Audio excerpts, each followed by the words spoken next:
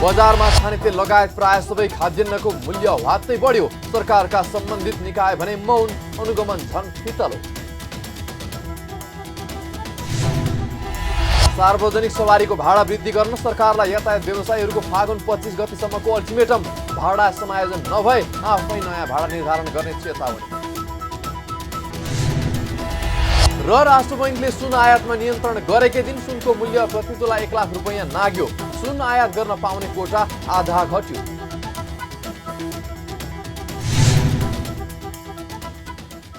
हामी छौं पल पल तपाईसँग,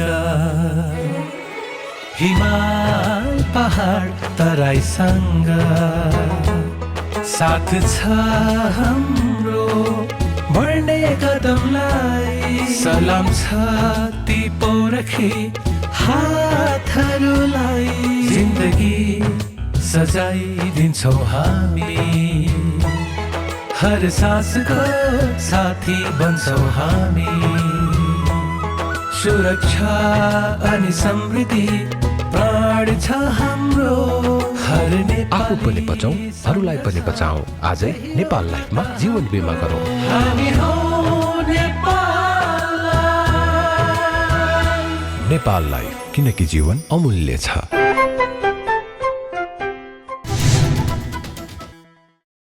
नमस्कार, कारोबार समाचारमा स्वागत छ। अब समाचार विस्तारमा। रुसले युक्रेनमाथि आक्रमण गरे यता खानेतेलको मूल्य ह्वात्तै बढेको छ। स्थानीय बजारमा विशेष गरेर सनफ्लावर र सोयाबिन तेलको मूल्य पछिल्लो एक सातामै ह्वात्तै बढेको हो। अन्तर्राष्ट्रिय बजारमा तेलका लागि आवश्यक पर्ने कच्चा पदार्थको मूल्य बढ्नुको कारण पनि तेल उद्योगीले तेलको मूल्य बढाएका हुन्। नेपाल खुद्रा व्यापार सङ्घका पूर्व अध्यक्ष पवित्र कुमार वज्राचार्यले अहिले युद्धको असर खानेतेलको कच्चा पदार्थ अभाव भएको कारण मूल्य बढेको बताउनुभयो। उहाँले दैनिक रूपमा प्रयोग हुने खानेतेल, त्यसमा पनि सनफ्लावर तेल प्रति लिटर 240 मा खुद्रा बिक्री गर्दै आएकोमा हाल 280 रुपैयाँसम्म पुगेको बताउनुभयो। यस्तै सोयाबिन तेल प्रति लिटर 230 मा बिक्री गर्दै आएकोमा 270 रुपैयाँसम्म पुगेको बताउनुभयो। उहाँले मूल्य बढे पनि सरकारी निकायहरूले भने चासो नदेखाएको आरोप पनि लगाउनु भएको छ। उहाँले रुसले युक्रेनमाथि आक्रमण गर्नु पूर्व नै दाल, चामल लगायतका सबै खाद्यान्नको 10% को दरले मूल्य वृद्धि भइसकेको समेत बताउनु भयो। खानेतेल चाहिँ धेरै चाहिँ युक्रेनबाट पनि आउँदो रहेछ कच्चा पदार्थको रूपमा। अब त्यो चाहिँ यहाँ आउन बन्द हुनासाथै बजारमा चाहिँ तेलको अभाव भएको छ। अहिले यो बिचमा अन्तर्राष्ट्रिय बजारमा पनि तेलको मूल्य चाहिँ अलिकति बढेको भन्ने पनि अब हल्लाहरू हुन थालेको छ। यही कुराले हाम्रो भान्सालाई पनि असर चाहिँ पारेको छ निश्चित रूपमा। अब हाम्रो भान्सामा अहिले तत्कालै देखिएको भनेको चाहिँ हामीले दैनिक रूपमा युज गर्ने खानेतेलहरूको हैन। त्यो खानेतेलमा अहिले तत्कालै हामीले हेर्ने हो भने 240 मा खुद्रा बेचिरहेको तेल, सनफ्लावर तेल अहिले चाहिँ 275-80 पुग्ने स्थिति चाहिँ बढ्यो हैन। त्यस्तै सोयाबिन तेलको पनि भाउ चाहिँ 230 मा बेचेको सोयाबिन तेल अहिले आएर 265-70 मा बेच्नुपर्ने स्थिति चाहिँ आएको छ। यति विघ्न यो मूल्य वृद्धि भयो हैन। तर कसैले यसमा चाहिँ हैन सम्बन्धित निकायले चासो दिएको चाहिँ हामीले चाहिँ पाइराखेका चाहिँ छैनौँ। सङ्घका पूर्व अध्यक्ष पवित्र कुमार वज्राचार्यले हाल खानेतेल लगायत खाद्यान्नमा भएको मूल्य वृद्धिको समस्या समाधान गर्न सरकारका सम्बन्धित निकायले छलफल अगाडि बढाउन आवश्यक रहेको पनि औल्याउनु भएको छ। उहाँले हालको अवस्थालाई सहज बनाउन व्यापारी, उद्योगी, व्यवसायी लगायत सबै सम्बन्धित निकायसँग तत्काल छलफल अगाडि नबढाए मूल्य थप चुलिँदै जाने ठोकुवा समेत गर्नुभयो। प्रत्येक खाद्यान्नमा मिनिमम 10% त सबैमै भाउ बढेको छ हैन। अब त्यो त्यसै पनि बढिसकेको परिस्थितिमा अहिले फेरि यो युक्रेन र रुसको वारको कारणले गर्दाखेरि खानेतेलमा यसो मूल्य वृद्धि भयो। अब पेट्रोलियम पदार्थको हैन, पेट्रोलियम पनि भाउ बढ्दैछ भनिरहेको छ। आजभोलि नै फेरि बढ्न सक्छ भनिरहेको छ। आज पनि मैले ठाउँ-ठाउँमा चाहिँ पेट्रोल पम्पमा चाहिँ हैन पेट्रोल राख्नेहरूको चाहिँ लाइन धेरै मैले देखेँ। भन्दाखेरि जब पेट्रोलियम पदार्थको पनि मूल्य वृद्धि हुन्छ उसले फेरि अरू जम्मै प्रडक्टहरूमा यसले चाहिँ असर पार्छ। भन्दाखेरि यस्तो समयमा आपूर्ति मन्त्रालय छ हाम्रो देशमा हैन।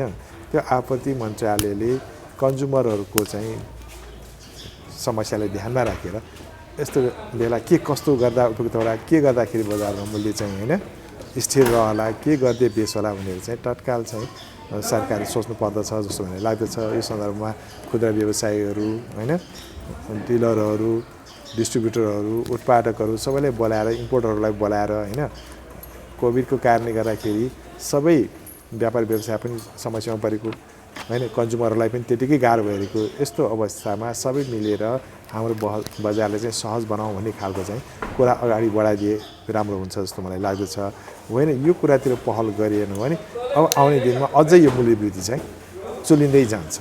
रुसले युक्रेनमाथि आक्रमण गरेसँगै बजारमा खाने तेल अभाव हुने भन्दै व्यापारीहरूले बजारमा कृत्रिम अभाव सृजना गराएर मूल्य वृद्धि गरेको उपभोक्ताको आरोप छ। नेपालले युक्रेन, रसिया र अर्जेन्टिनाबाट कच्चा तेल आयात गरी रिफाइन गरेर नेपाली बजार र भारतमा निर्यात गर्दै आएको छ। भन्सार विभागको तथ्याङ्क अनुसार चालु आर्थिक वर्षको पहिलो 7 महिनामा युक्रेनबाट 9 अर्ब 51 करोड 63 लाख रुपैयाँको कच्चा तेल आयात भएको छ। यस्तै रसियाबाट 2 अर्ब 58 करोड 75 लाख र अर्जेन्टिनाबाट 26 करोड 51 लाख रुपैयाँ बराबरको आयात भएको छ। अबदेखि सहकारी संस्थाहरूले पनि सहजै आफ्नो पहिचान सहितको एटिएम कार्ड जारी गर्न सक्ने भएका छन्। यसअघि बैंक तथा वित्तीय संस्थाहरूले मात्रै आफ्नो पहिचान सहितको एटिएम कार्ड जारी गर्दै आएकोमा अबदेखि सहकारी संस्थाहरूले पनि जारी गर्न सक्ने भएका छन्। आइतबार ललितपुरको एक होटलमा सहकारीलाई कोप कार्ड जारी गर्ने सम्बन्धमा स्मार्ट चोइस टेक्नोलोजिज, राष्ट्रिय सहकारी बैंक र ग्लोबल आइएमई बैंक बीच सम्झौता भएको हो। उक्त सम्झौता पत्रमा स्मार्ट चोइस टेक्नोलोजीका प्रमुख कार्यकारी अधिकृत नारायण प्रकाश भुजू, राष्ट्रिय सहकारी बैंकका प्रमुख कार्यकारी अधिकृत बद्री कुमार गुरागाई र ग्लोबल आइएमई बैंकका प्रमुख कार्यकारी अधिकृत रत्नराज वज्राचार्यले हस्ताक्षर गर्नुभयो। सम्झौता अनुसार अबदेखि सम्पूर्ण सहकारीहरूले राष्ट्रिय सहकारी बैंकमा सम्पर्क गरी कोप कार्ड जारी गर्न सक्नेछन्। सहकारीहरूले आफ्नो सदस्यलाई कोप कार्डको वितरण गरेपछि सहकारीमा आबद्ध सदस्यहरूले आफ्नो सहकारीको खाताबाट जुनसुकै बेला जहाँबाट पनि एटिएम मार्फत रकम निकाल्न सक्नेछन् भने पिओएसको माध्यमबाट कुनै पनि सेवा वा वस्तु खरिद गर्न सक्नेछन्। कोप कार्ड ग्लोबल आइएमई बैंकको प्रयोजनमा राष्ट्रिय सहकारी बैंक मार्फत सहकारीले जारी गर्नेछन्। अब यो सिचुएसनमा जब हामी आफै डिजिटल ब्याङ्किङमा धेरै प्रयासहरू हामी अगाडि बढिरहेका छौँ। हालसालै हामी के गरिरहेका छौँ भन्दाखेरि हाम्रो जुन कस्टमर जुन छन् ग्राहकहरू सकेसम्म ब्याङ्कमा आउनु नपर्ने गरी घरैमा बसी ब्याङ्किङ गर्न सकौँ भन्ने कुरा हाम्रो सबभन्दा ठुलो अहिले ध्येय नै त्यही छ, हाम्रो प्रयास पनि त्यही छ। नेपालमा तिमी जुनसुकै ठाउँमा जुनसुकै सहकारीको मेम्बर भेट्दा पनि अब यताउता हिँड्नको लागि पैसा खर्चमा लिएर जानु परेन। त्यो आफैमा सबभन्दा ठुलो एडभान्टेज दियो भने दार्जिलिङ भएको मान्छेहरू काठमाडौँ आउँदाखेरि पैसा नपुगिन आउन सक्छ। हिजो त कोअपरेटिभमा गएर पैसा लिनुपर्ने अवस्था थियो नि त। त्यो भनेको तपाईँहरूको एउटा ग्रोथको लागि भोलि भविष्यमा चाहिँ एक्सपान्सन गर्नुको लागि यसले एउटा ठुलो सहयोग पुर्याउन सक्छ। सम्झौतापछि समग्र सहकारी क्षेत्रको भुक्तानी प्रणालीमा र विद्युतीय कारोबारमा पहुँच बढ्दै जाने र साधारण बैंकिङ कारोबारको लागि बैंक गइरहनुपर्ने बाध्यता अन्त्य हुने विश्वास लिएको छ। यसअघि 100 भन्दा बढी सहकारीले आफ्ना सदस्यहरूलाई कार्ड सेवा उपलब्ध गराउँदै आएका छन्। बाँकेको नेपालगञ्ज स्थित कारागारमा क्षमताभन्दा बढी कैदी बन्दी राखेपछि थप समस्या सृजना भएको छ। 350 जनाको क्षमता रहेको कारागारमा 814 जना कैदी बन्दी राखिएपछि उनीहरूले विभिन्न सरुवा रोगहरूको सामना गर्नु परेको र न्यूनतम सुविधा समेत पाउनबाट वञ्चित बनेका हुन्। धेरै कैदबन्दीको चापका कारण नयाँ कारागार भवन निर्माण कार्यमा पनि समस्या देखिएको छ। क्षमताभन्दा बढी कैदी बन्दीका कारण लुतो लगायतका सरुवा रोगको समस्या र शौचालयको समस्या हुने गरेको नेपालगञ्ज कारागारका जेलर राजकुमार सोनकरले बताउनुभयो। कैदीबन्दीलाई व्यवस्थित रूपमा राख्ने उद्देश्यले सरकारले बाँकेको बैजनाथ गाउँपालिका वडा नम्बर 3 नौबस्तामा 3000 क्षमताको अत्याधुनिक क्षेत्रीय कारागार भवन निर्माण सुरु गरेको 5 वर्ष बितिसक्दा पनि पुरा हुन नसक्दा थप समस्या बढेको पनि उहाँको भनाइ छ। अहिले चाहिँ अब धेरै 350 ठाउँमा 800 भन्दा बढी भएको अवस्थामा चाहिँ अब तपाईँको सरुवा रोगहरू भयो, जस्तो टिबी भयो, अनि त्यसपछि लुतोहरू भयो। यिनीहरू चाहिँ एकदमै नजिक सुत्ने हुन्छ, लगभग 2 फिटको चाहिँ हाराहारीमा चाहिँ सुत्ने चाहिँ भइरहेको होइन। र टोयलेटकोदेखि लिएर समस्या हरेक चिजको समस्याहरू छ। अनि त्यसपछि अब 9 बस्ता कारागार यदि हाम्रो सञ्चालन भएपछि हामीले यो चाहिँ नेपालगञ्जमा चाहिँ हामीले थुनुवा मात्र राख्ने र यहाँको कैदीहरू चाहिँ क्षेत्रीय कारागारमा भयो भने यहाँ चाहिँ सहज हुन्छ र यिनीहरूलाई रेखदेख गर्न, औषधि उपचार गर्नदेखि लिएर सबै हामीलाई सहज भएको छ। कारागार निर्माण गर्न मूल्य अभिवृद्धि कर भ्याट बाहेक 53 करोड रुपैयाँ लागत अनुमान गरिएकोमा ठेकेदार कम्पनी पप्पू रसुवा जेबीले 38 करोड 68 लाख रुपैयाँको लागतमा ठेक्का सम्झौता गरेको थियो। 2073 कार्तिक 8 गते सम्झौता हुँदा ठेकेदार कम्पनीलाई काम सम्पन्न गर्न 36 महिनाको समय दिइएको थियो। तर यो समयमा काम पूरा नहुँदा सो निर्माण कम्पनी कालो सूचीमा परेको छ। अहिले रसुवा निर्माण कम्पनीले एक्लै काम गरिरहेको छ। ठेक्का सम्झौता अनुसार निर्माण कम्पनीले 2076 कार्तिक 8 गतेसम्म कारागार भवन निर्माण सम्पन्न गर्नुपर्ने थियो, तर अहिलेसम्म करिब 80% काम मात्रै पूरा भएको छ।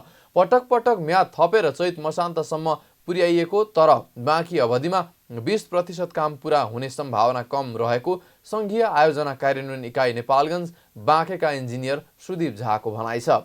उहाँले कारागार व्यवस्थापन विभागले निर्माण कार्यलाई तीव्रता दिन निर्माण कम्पनीलाई ताकेता गर्दै आएको पनि बताउनु भयो। निर्माणकै क्रममा चाहिँ भन्दाखेरि अब विभिन्न यो कोभिडको चुनौतीले गर्दा यो अहिलेसम्म गर्दा 4 चोटि म्याद थप चाहिँ हामीले गर्नुपर्ने स्थिति भएको छ र त्यो गर्दा अहिले चाहिँ अन्तिम पटक यो चौथो म्याद थपले चाहिँ चैत मसान्तसम्म म्याद थप भएको छ भने अब यो समय अवधिमा हेर्दाखेरि अहिले प्रोजेक्टको भौतिक प्रगति लगभग 80% रहेको देखिन्छ।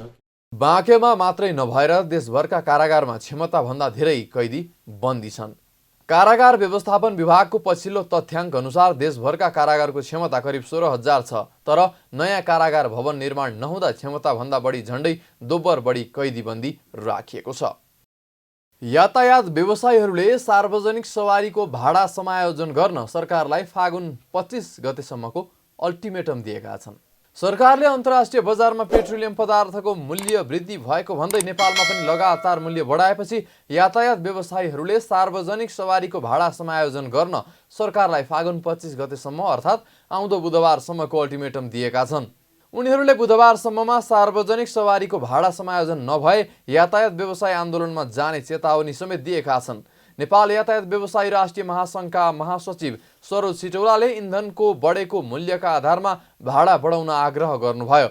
उहाँले सरकारले भाडा समायोजन नगरे व्यवसायीहरू आफै वैज्ञानिक भाडा दरमै टेकेर नयाँ भाडा निर्धारण गर्ने समेत बताउनुभयो। उहाँले महासङ्घको बैठक बसेर यही फागुन 25 गतेसम्म सरकारले नयाँ भाडा समायोजन नगरे व्यवसायी आफैले भाडा बढाउने निर्णय गरिसकेको जानकारी दिनुभयो। यातायात व्यवसायीहरूले सरकारलाई भाडा समायोजन तथा मूल्य वृद्धि गर्न बारम्बार निवेदन गरे पनि सरकारले व्यवस्था गरिरहेको महासचिव सिटौलाको भनाइ छ। अब हामीले ठ्याक्कै के भन्छ भने 25 गतेसम्मलाई सरकारलाई यो पछिल्लो अवस्था 19 गते पनि र निरन्तर रूपमा बढेको मूल्य वृद्धिलाई विड्रो गर्न फिर्ता गर्ने र विकल्पहरू खोज्नै हामीले सरकारलाई निवेदन गरेका छौँ। यदि अब यति गर्दा पनि सुनवाई अहिलेसम्म त्यत्रो रेस्पोन्स त आएको छैन, यति गर्दा पनि सुनवाई भएन भने 25 गतेसम्मको अल्टिमेटम हुन्छ। यति गर्दा सुनवाई भएन भने हामीले यही वैज्ञानिक भाडा सरकारले बनाएकै नीति, हाम्रो आफ्नो होइन, सरकारले बनाएकै 35% 5 रुपियाँभन्दा माथि जाने विषयलाई टेकेर वैज्ञानिक ढङ्गबाट जे सरकारले यो आँकडा निकालेको छ त्यही अहिले पेट्रोलमा चाहिँ 25 रुपियाँ, डिजेलमा 25 रुपियाँ होइन मूल्य वृद्धि भएछ। 5 रुपियाँभन्दा हामी स्वतः हाम्रो चाहिँ कानुनी रूपमा दिएको गभर्मेन्टले दिएको नै सरकारले राज्यले बनाएको नीतिबाटै 5 रुपियाँभन्दा हामीले अटोमेटिक कसैलाई सोधिरहनै पर्दैन थियो, भाडा समायोजन भएर जाने हो। पछिल्लो समय डिजेल पेट्रोलको मूल्य वृद्धि भएर नयाँ रेकर्ड कायम गर्न थालेपछि यातायात व्यवसायीले मूल्य वृद्धि फिर्ता लिन वा भाडा समायोजन गर्न माग गर्दै आएका छन्। सरकारले गत बिहिबार राति मात्रै पेट्रोल र डिजेलमा 5-5 रुपियाँ प्रति लिटरका दरले मूल्य बढाएको थियो। अहिले पेट्रोलको मूल्य प्रति लिटर 150 रुपियाँ र डिजेल प्रति लिटर 133 रुपियाँ पुगेको छ। पोखरा विमानस्थलबाट हुने हवाई सेवा देशका 7वटा ठुला सहरसम्म विस्तार भएको छ। निजी क्षेत्रको वायु सेवा कम्पनी बुद्ध एयरले पोखरालाई 7वटा ठुला सहरमा हवाई सञ्जाल मार्फत जोडेको हो। बुद्धले 7औं सहरको रूपमा शनिबार पोखरा जनकपुर सिधा हवाई उडान सुरु गरेपछि मध्य प्रदेशसँगको पहुँच सहज भएको छ। बुद्धले साताको 3 दिन पोखरा जनकपुर रुटमा उडान गर्ने बताएको छ। बुद्धका पोखरा स्थित स्टेसन म्यानेजर गौतम बरालले पोखरा जनकपुर सातामा 3 दिन शनिबार, सोमबार र बुधबार उडान गर्ने जानकारी दिनुभयो। पहिलो चरणमा सातामा 3 दिन र यात्रु सङ्ख्या बढ्दै गएमा दैनिक उडान गर्ने बुद्धको योजना रहेको पनि बताउनुभयो। बुद्धले 18 सिट क्षमताको जहाजबाट उडान सुरु गरेको छ। आजबाट हामीले पोखराबाट जनकपुर फ्लाइट सुरु गऱ्यौँ। अब हामीले निकट भविष्यमा चाहिँ हामीले विराटनगर र भद्रपुर सुरु गर्दैछौँ। पोखराबाट हाम्रो बुद्धको चाहिँ तपाईँको 12वटा फ्लाइट, पोखरा काठमाडौँ 12वटा, त्यो लगायत तपाईँको चाहिँ धनगढी र भैरवा, अनि त्यहाँबाट तपाईँको चाहिँ भरतपुर र जनकपुर सिमरा, भनेपछि हामी 17वटा फ्लाइट गर्छौँ। अरू एयरलाइन्सको गरेर टोटल फ्लाइट चाहिँ तपाईँको 21-22वटा फ्लाइट चाहिँ यहाँबाट पोखरा काठमाडौँ अप्रेट हुन्छ। बुद्धको पोखरा जनकपुरको पहिलो उडानमा गण्डकी प्रदेशका मुख्यमन्त्री कृष्णचन्द्र नेपाली पोखरेल सहितको टिम जनकपुर गएको थियो। पोखरा जनकपुरको उडानमा प्रति यात्रु सबैभन्दा बढी 9,360 र सबैभन्दा कम 4100 रुपैयाँ भाडा तोकिएको छ। पोखरा जनकपुर 50 मिनटको हवाई यात्रा हुने बरालले बताउनु भयो। बुद्धले पोखराबाट काठमाडौँ सहित ठुला सहरसम्म सिधा हवाई उडान सञ्जाल विस्तार गरेसँगै आन्तरिक पर्यटकको पोखरा आउजाउ बढ्ने पनि बताइएको छ। सरकारले कोभिड-19 को संक्रमण दर घटेको भए पनि जोखिम कायमै रहेकाले जनस्वास्थ्यको मापदण्ड अपनाउन आग्रह गरेको छ। स्वास्थ्य तथा जनसङ्ख्या मन्त्रालयले देशमा पछिल्ला हप्ताहरूमा कोभिड-19 संक्रमणको दर, अस्पताल भर्नाको दर, संक्रमित भई मृत्यु हुनेको दरमा कमी आएको भए पनि जोखिम कायमै रहेकाले जनस्वास्थ्यको मापदण्ड अपनाउन आग्रह गरेको हो। मन्त्रालयका सहायक प्रवक्ता डाक्टर समीर अधिकारीले तीव्र रूपमा कोभिड-19 विरुद्धको खोप अभियान सञ्चालन भएका कारण पनि संक्रमण दरमा कमी आएको उल्लेख गर्नुभयो। तर अफ्रिकी देशहरूमा खोप अभियान कम सञ्चालन भएका कारण ती देशहरूबाट कोभिड-19 को नयाँ भेरिएन्टहरू जन्मिन सक्ने भएकाले अझै पनि संक्रमणको जोखिम नटरेको उहाँको भनाइ छ। त्यसका लागि आगामी दिनमा हुन सक्ने सम्भावित जोखिम र संक्रमणबाट बच्नका लागि विगतमा गरिए जस्तै कडा रूपमा जनस्वास्थ्यको मापदण्ड पालना गर्नुपर्नेमा उहाँको जोड रहेको छ। संक्रमणको दर कम हुँदै गएको भए पनि जोखिम चाहिँ समग्र रूपमा कम भइसकेको हो भनेर हामी विज्ञका दृष्टिकोणबाट सबै तथ्यहरूलाई विश्लेषण गर्दा भन्न सक्ने अवस्थामा छैन। जोखिम एकदमै धेरै छ भनेर भन्नुपर्ने हुन्छ। अब यसमा हामी सर्वसाधारणले लिनुपर्ने भूमिका भनेको अहिलेको संक्रमण रोकथाम गर्न, भविष्यमा आउन सक्ने नयाँ संक्रमणको रोकथाम गर्न, फैलिन नदिन, संक्रमण आउन नदिन र अरू किसिमका कुनै पनि संक्रामक रोगहरू यही माध्यमबाट यस्तै तरिकाले फैलिने खालका छन् भने पनि त्यो फैलावट रोक्न, संक्रामक रोगहरू रोकथाम गर्नलाई अहिले लिइरहेको सावधानीहरू, जनस्वास्थ्यका मापदण्डहरूको सावधानी एकदमै बढी सान्दर्भिक र महत्त्वपूर्ण हुन्छ। यसलाई निरन्तरता दिनु, भला संक्रमण एकदमै धेरै भएको बेलामा जुन कडाइका साथ, जुन एकदमै बढी संवेदनशीलताका साथ गर्थ्यौँ त्यो गर्न नसकिए पनि यो सबै मापदण्डहरूलाई हामीले भुल्न चाहिँ हुँदैन, व्यवहारमा ल्याइराख्नुपर्छ। मन्त्रालयका सहायक प्रवक्ता अधिकारीले कोभिड-19 को नयाँ भेरिएन्ट आएको खण्डमा पनि खोप र जनस्वास्थ्यको मापदण्डले नै जोखिम कम गर्ने अवस्था रहेको बताउनु भयो। उहाँले संक्रमण दर घटेसँगै मन्त्रालयले गर्ने सबै प्रकारका स्वास्थ्यसँग सम्बन्धित कामहरू पूर्ण रूपमा सुचारू भएको पनि बताउनु भयो।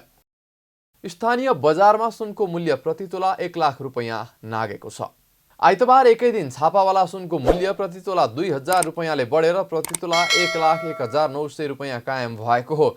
आज कारोबार भएको सुनको मूल्य वर्षकै सर्वाधिक हो। झण्डै 20 महिना पहिले कोरोना महामारीका कारण लगातार बढेर सुनको मूल्य प्रतितोला 1,03,500 रुपैयाँसम्म पुगेर ऐतिहासिक रेकर्ड कायम गरेको थियो। त्यसैता बिस्तारै घटेको मूल्यमा रुसले युक्रेनमाथि आक्रमण गरेता बढेर पुनः पुरानो मूल्य नजिक पुगेको छ। दुई देशबीच तनाव बढेसँगै अन्तर्राष्ट्रिय बजारमा पेट्रोलियम पदार्थ र डलर महँगिएको असर सुनमा परेको हो। गत शुक्रबार छापावाला सुन प्रतितोला 79,900 रुपैयाँमा कारोबार भएको थियो। उक्त मूल्य बिहिबारको तुलनामा 900 रुपैयाँ बढेर कायम भएको थियो। आज तेजाबी सुन प्रतितोला 1,01,400 रुपैयाँमा कारोबार भएको छ। आइतबार सुनसँगै चाँदीको मूल्य पनि फराकिलो अन्तरले बढेको छ। साताको अन्तिम कारोबारको दिन प्रतितोला 1,380 रुपैयाँमा कारोबार भएको चाँदी साताको पहिलो दिन प्रतितोला 35 रुपैयाँले बढेर 1,415 रुपैयाँ कायम भएको छ। अन्तर्राष्ट्रिय बजारमै सुन चाँदीको मूल्य आकाशिएको छ। आइतबार सुन प्रति औंस 1,970.68 डलर पुगेको छ भने चाँदी प्रति औंस 25.74 डलर पुगेको छ। यसअघि गत शुक्रबार सुनको मूल्य प्रति औंस 1,939.95 डलरमा कारोबार भएको थियो भने चाँदी प्रति औंस 25.21 डलरमा कारोबार भएको थियो। नेपाल राष्ट्र बैंकले सुन आयातमा कडाई गरेको छ। राष्ट्र बैंकले आइतबार एक परिपत्र जारी गर्दै सुनमा कडाई गरेको हो, जस अनुसार अबदेखि दैनिक 10 किलो मात्रै सुन आयात गर्न सकिने व्यवस्था गरेको हो। यसअघि दैनिक 20 किलोसम्म आयात गर्न सकिने व्यवस्था थियो। राष्ट्र बैंकले एकीकृत परिपत्र 2078 को सुन आयात तथा बिक्री वितरण सम्बन्धी कार्यविधि 2068 को दफा 4 क लाई संशोधन गरेको उल्लेख छ। पछिल्लो समय राष्ट्र बैंकले विभिन्न वस्तुको आयातमा कडाई गरिरहेको छ।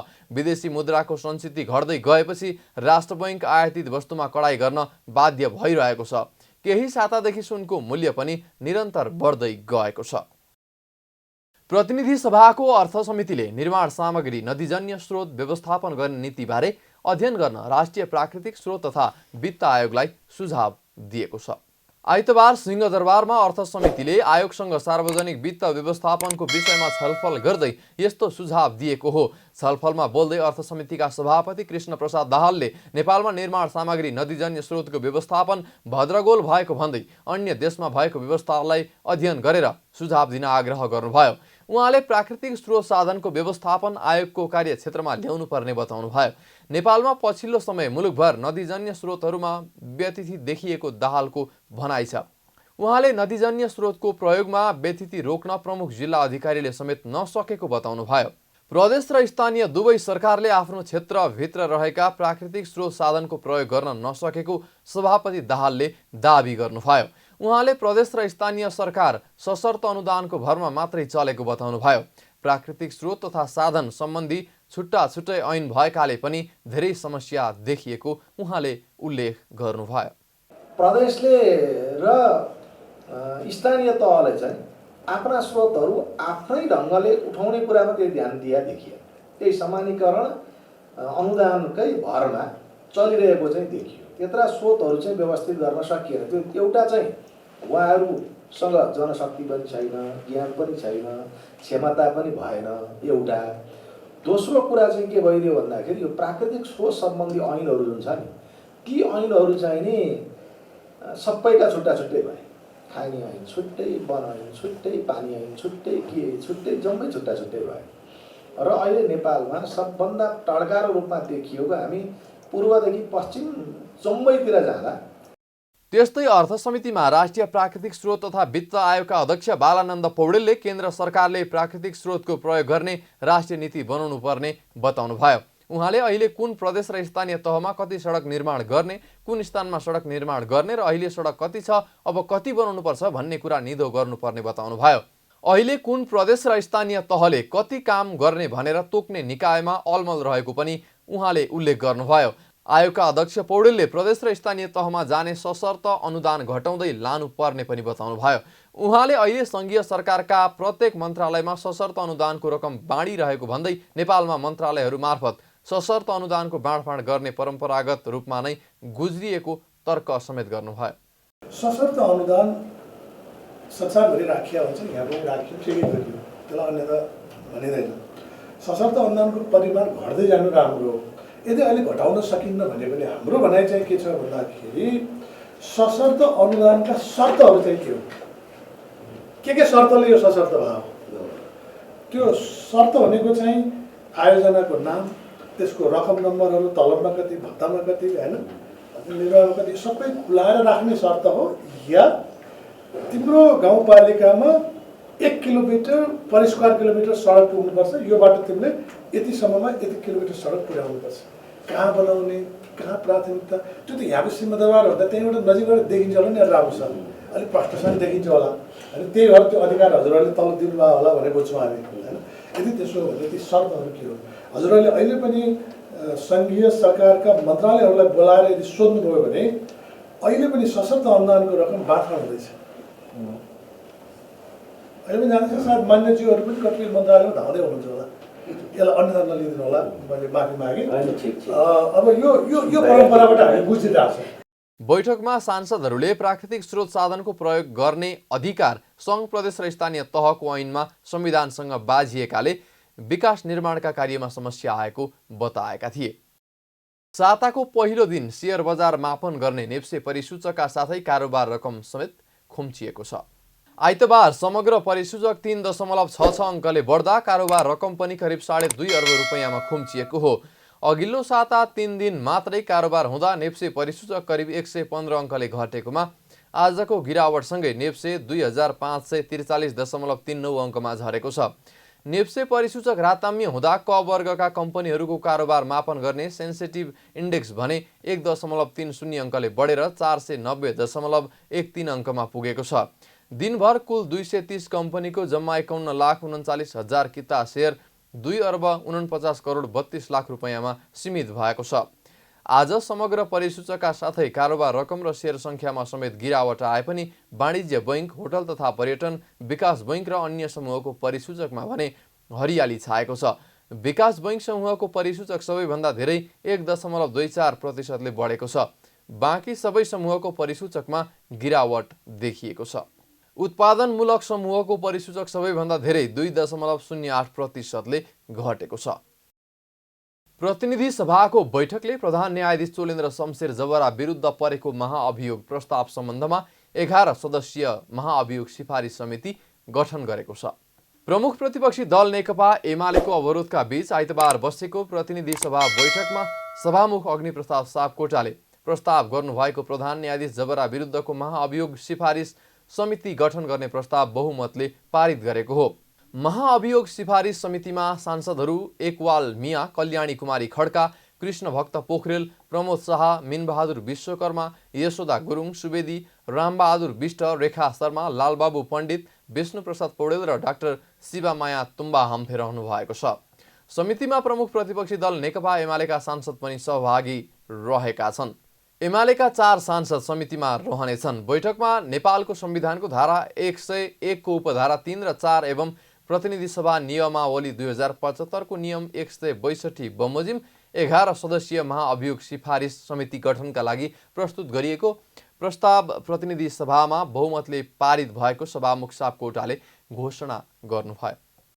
नेपालको संविधानको धारा 101 को उपधारा 3 र 4 एवं प्रतिनिधि सभा नियमावली 2075 को नियम 162 बमोजिम निम्नलिखित मान्य सदस्यहरू रहनुहुने गरी 11 सदस्यीय महाअभियोग सिफारिस समिति गठन सम्बन्धी प्रस्ताव प्रस्तुत गर्दछु।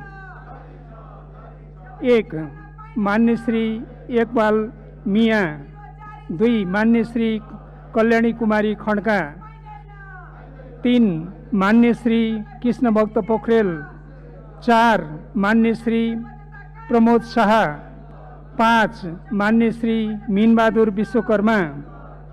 6. मान्य श्री योगेश गुरुङ यशोदा गुरुङ सुवेदी।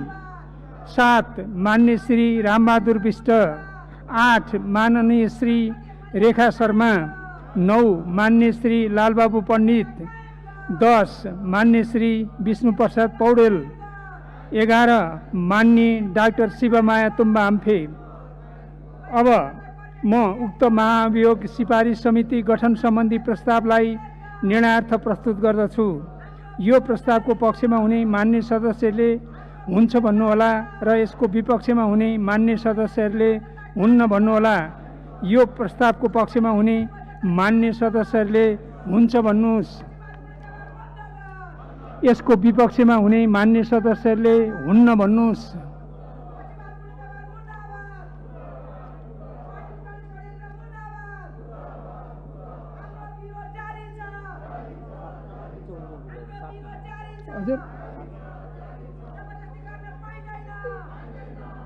हुन्छ भन्ने पक्षका मान्य सदस्यको बहुमत भएकोले उक्त प्रस्ताव बहुमतले स्वीकृत भएको घोषणा गर्दछु।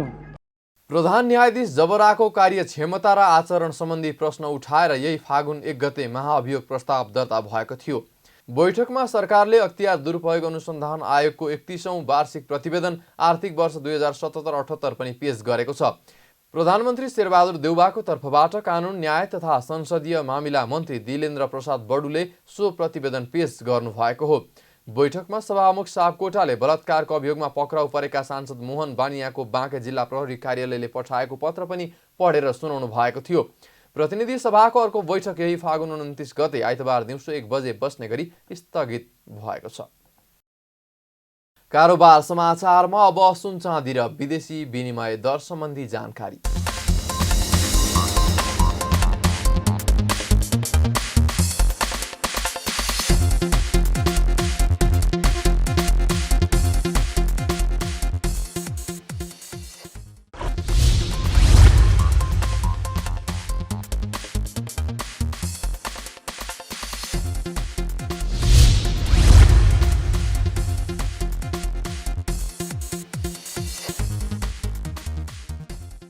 बिदा हुनु अघि अहिलेसम्मका प्रमुख समाचार फेरि एकपटक। बजारमा खानेतेल लगायत प्राय सबै खाद्यान्नको मूल्य ह्वात्तै बढ्यो। सरकारका सम्बन्धित निकाय भने मौन, अनुगमन झन फितलो। सार्वजनिक सवारीको भाडा वृद्धि गर्न सरकारलाई यातायात व्यवसायीहरूको फागुन 25 गतिसम्मको अल्टिमेटम। भाडा समायोजन नभए आफै नयाँ भाडा निर्धारण गर्ने चेतावनी। र राष्ट्र बैङ्कले सुन आयातमा नियन्त्रण गरेकै दिन सुनको मूल्य प्रति तोला 1 लाख रुपैयाँ नाग्यो। सुन आयात गर्न पाउने कोटा आधा घट्यो।